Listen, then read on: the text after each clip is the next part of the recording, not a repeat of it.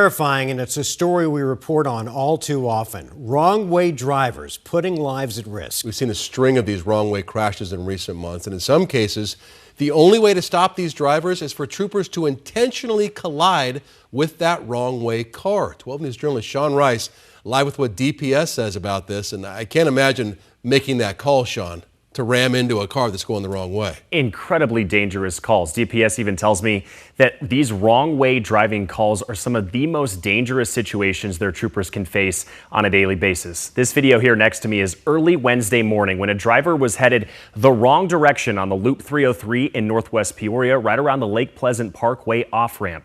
The trooper at that time was forced to collide with the wrong way driver head on and did stop them. Thankfully, neither the trooper nor the driver were seriously injured. And it's not the first time. Back in June, a trooper in Tempe had to do the exact same thing. And tonight, DPS is explaining why this is sometimes their only option.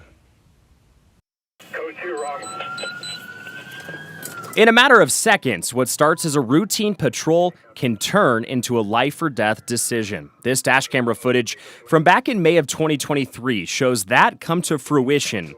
A DPS trooper willingly sacrificing their own well-being for public safety.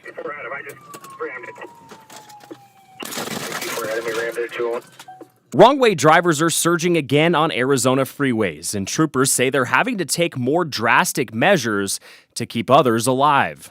It's one of the most dangerous calls for our troopers to actually go on, because when you're having somebody that's going on the wrong way on the freeway, essentially, they're putting themselves in their life in jeopardy as well as many other lives in jeopardy. DPS Director Jeff Glover says several recent cases involve impaired or elderly drivers, some entering freeways through exit ramps in the middle of the night. Whether it be drugs or alcohol is problematic, and it takes everybody to ensure that we're putting this to a stop. When those calls come out, troopers weigh every possible tactic: traffic breaks, pit maneuvers, even specialized tools like the grappler, which can ensnare a suspect's tire.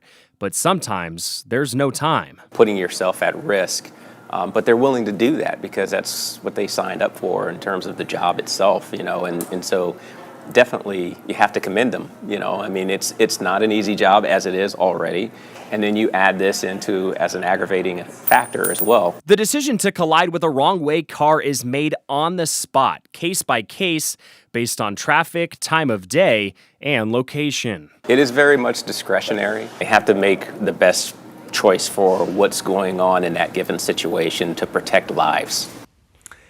And DPS also told us some tips to deliver to you in case you're out and about and see a wrong-way driver heading your direction. They say if you see headlights coming the opposite way towards you, they recommend slowing down, moving to the right, and immediately dialing 911, so troopers may have to do exactly what we just showed you. Sean, I haven't seen any numbers, but I just have this gut feeling that we're one of the epicenters for these wrong-way drivers.